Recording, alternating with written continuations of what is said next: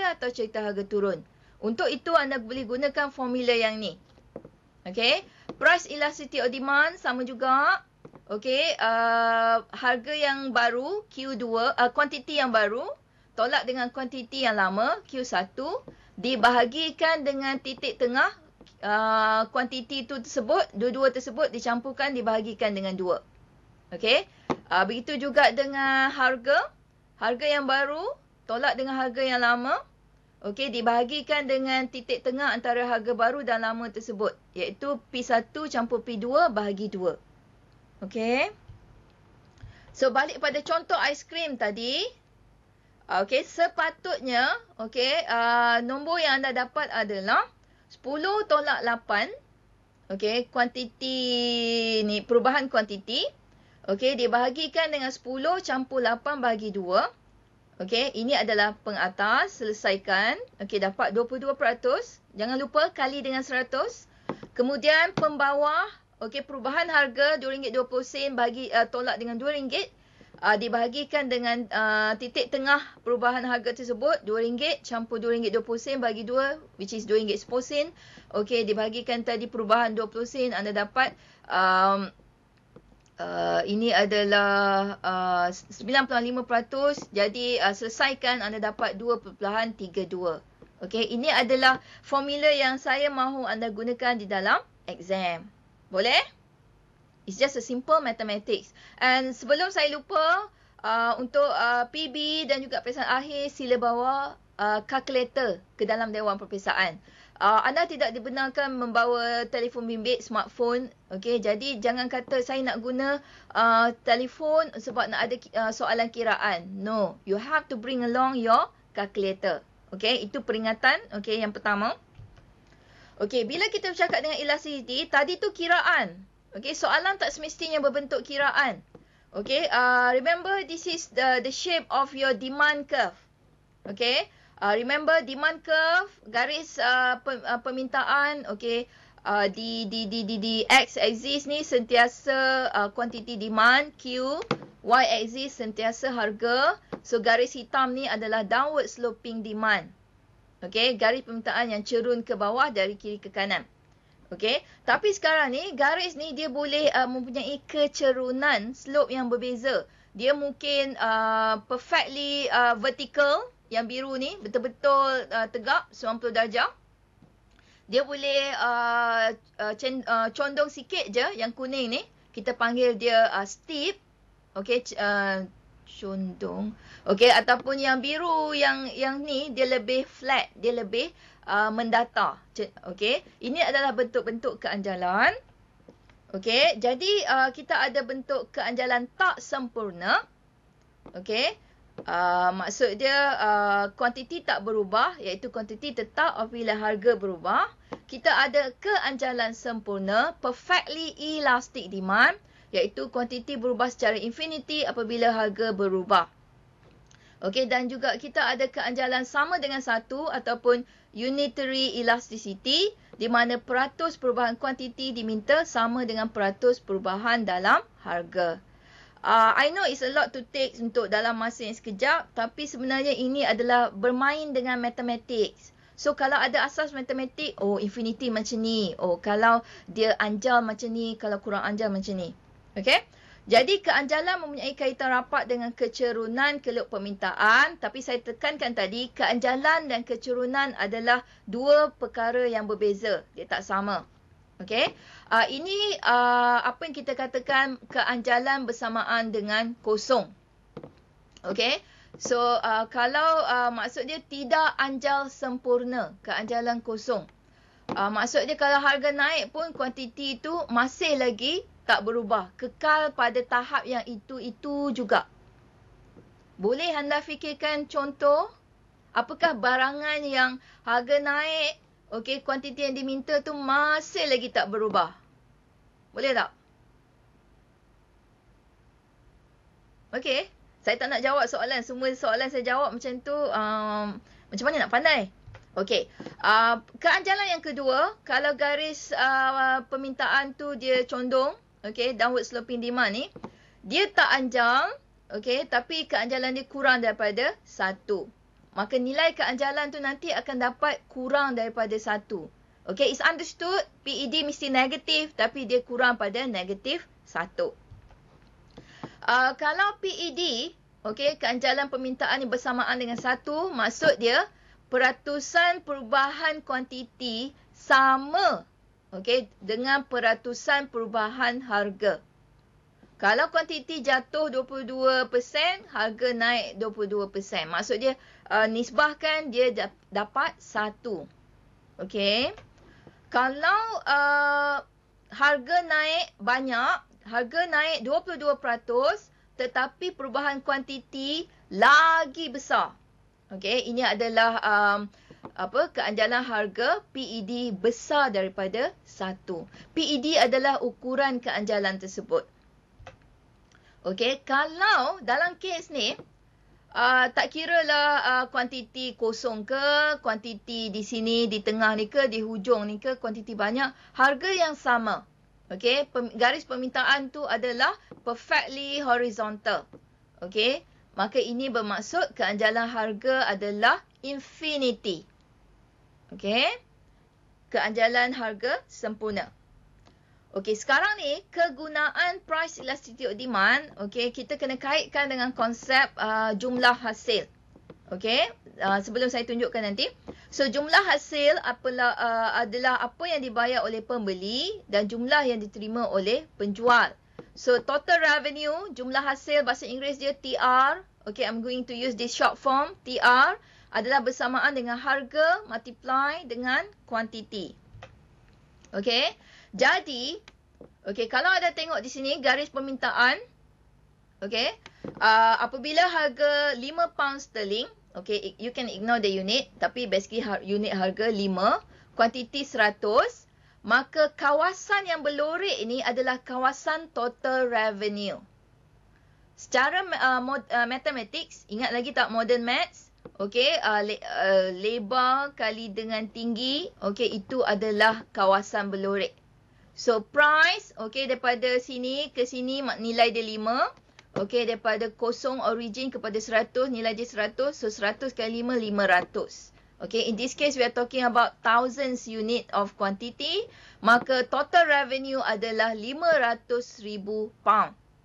Okay, ini adalah kawasan total revenue. Okay, what I want to show you adalah selepas ni.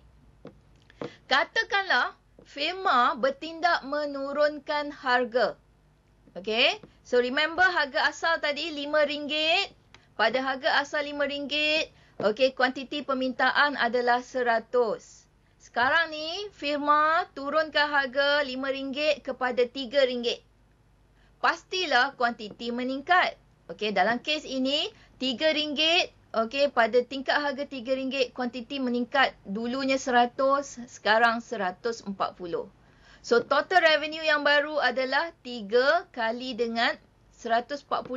Kawasan berlorek ini adalah kawasan revenue yang baru. So, in this case, kena kira, okey, apakah total revenue yang baru? Okey, itu tadi dalam kes penurunan harga. Dalam konteks harga meningkat pula. Okay, so graf yang saya tunjukkan sekarang adalah dalam konteks harga meningkat.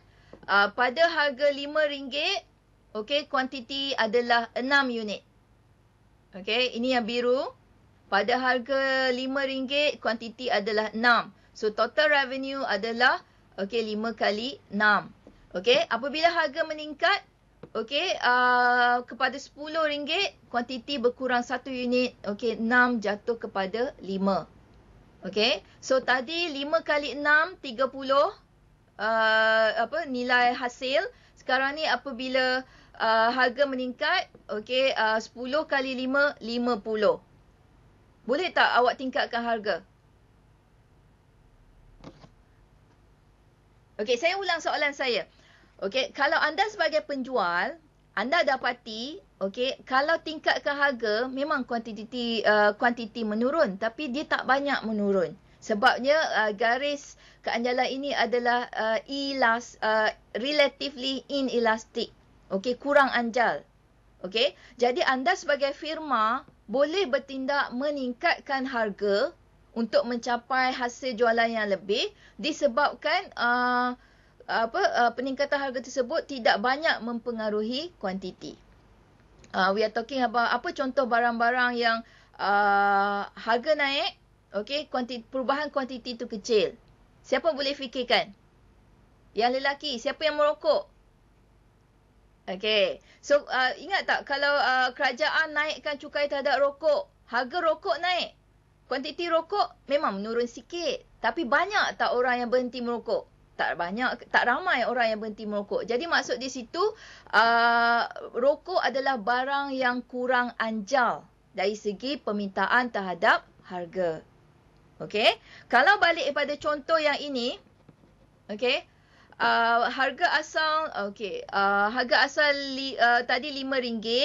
Okey, kuantiti 100, jadi total revenue 500,000. Okey, kalau anda turunkan harga, okey, 140 kali 3, lagi ramai orang beli, lagi banyak untung. Okey, dalam keadaan yang begini, anda perlu turunkan harga untuk mencapai hasil jualan yang lebih. Okey, jadi di situ untuk keluk permintaan yang tidak anjal, yang ni yang tidak anjal sebab dia agak dia tak banyak condong. Okey, dia we call this steeper demand curve. Dia lebih cerun yang what do you call that, steep. I don't know what is steep bahasa Melayu.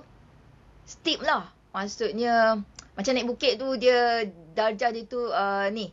Okey, kalau dia tidak anjal ni, maka harga meningkat, kuantiti yang diminta akan jatuh sedikit, maka jumlah hasil meningkat. Faedah dia firma, kalau syarikat rokok, walaupun kerajaan tingkatkan cukai terhadap rokok, firma rokok tahu, okey, harga meningkat, orang yang berhenti merokok tu sikit je. Okey, ramai lagi yang akan terus beli rokok. Sedangkan kalau barangan yang anjal ni tadi, okey, kalau barang yang anjal, turunkan harga sikit, okey, kuantiti akan meningkat. Ini selalu orang perempuan kalau pergi shopping. Okey, sale. Okey, daripada tak nak beli kepada beli. So, konsep di situ adalah penurunan harga bertindak untuk menarik perubahan kuantiti, lagi ramai beli. Okey, tak sama kan? Konsep kalau ada jualan murah, kita beli lagi banyak. Dengan tadi harga rokok meningkat, beli kurang tapi masih ramai orang yang beli rokok. So, itu adalah dua situasi yang berbeza. Okey? So, untuk kes yang ini tadi, kalau garis permintaan tu dia flat, maksud dia bukit dia tu macam tak adalah cerun sangat. Okey? So, we call this a flatter demand curve. Maka keluk permintaan dia adalah relatively elastic ataupun keluk permintaan yang anjal. Kalau harga meningkat, kuantiti yang diminta akan jatuh dengan banyak, maka jumlah hasil akan berkurang. Jadi kalau anda adalah firma pengeluar, your strategy bukannya naikkan harga, but your strategy is to reduce price. Turunkan harga sikit saja, maka kuantiti permintaan akan meningkat. Maka hasil akan meningkat juga. Okay, so this is the summary. Yang saya bincangkan tadi, ini ringkasan dia. Kalau permintaan terhadap barangan anda adalah elastik, okay, anda sebagai firma nak meningkatkan hasil, maka anda perlu turunkan harga yang belah kiri. Okay, itu contoh yang jualan murah. Kenapa ada jualan murah? Sebab dia tahu turun harga 10% je orang akan beli. Sedangkan dalam kes rokok, permintaan adalah price inelastic ataupun kurang anjal terhadap harga. Naikkan harga tu, tetap permintaan tu, total revenue tu akan meningkat sebabkan perubahan kuantiti yang sikit. Okay tak? So far, a bit too heavy. Sabar je lah. Okay, so tadi kita dah bincangkan apa maksud elastic. Kalau numerical value, okay, greater than 1, inelastic, less than 1, unit elastic, kalau value elasticity adalah 1. Okey, faktor-faktor yang mempengaruhi keanjalan permintaan terhadap harga adalah kewujudan pengganti yang rapat. Okey, dalam konteks rokok tadi, ada tak barang pengganti rokok? Okey, siapa yang smoker kat sini? Berani tak mengaku? Ada tak pengganti rokok anda? Ada tak?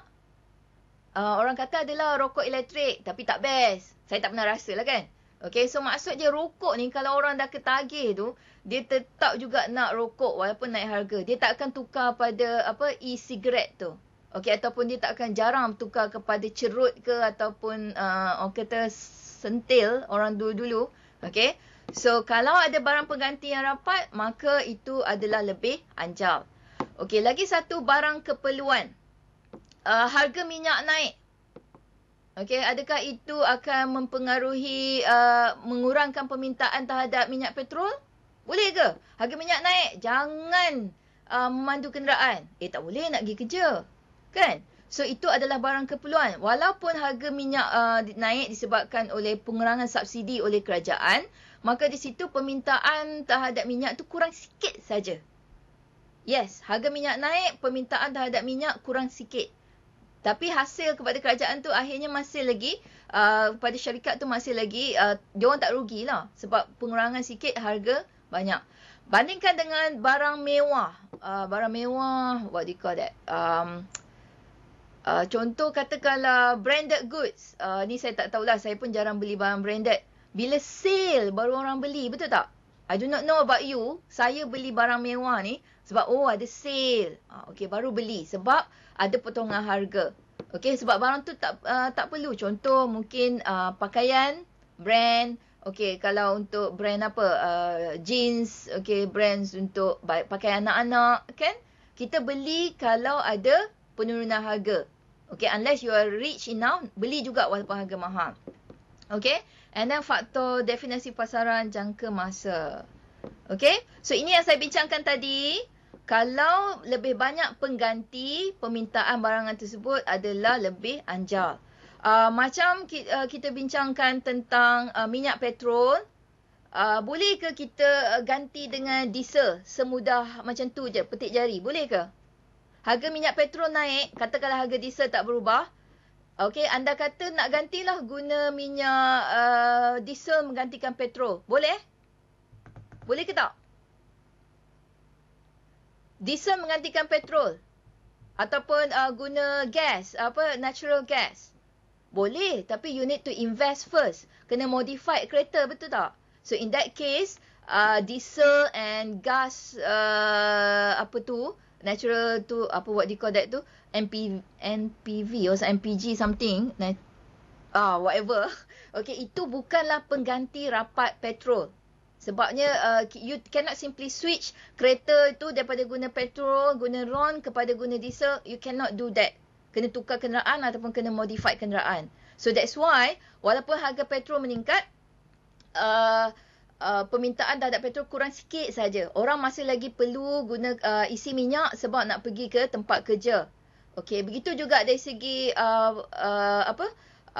faktor adakah kenderaan persendirian yang guna petrol ni boleh digantikan dengan kenderaan awam.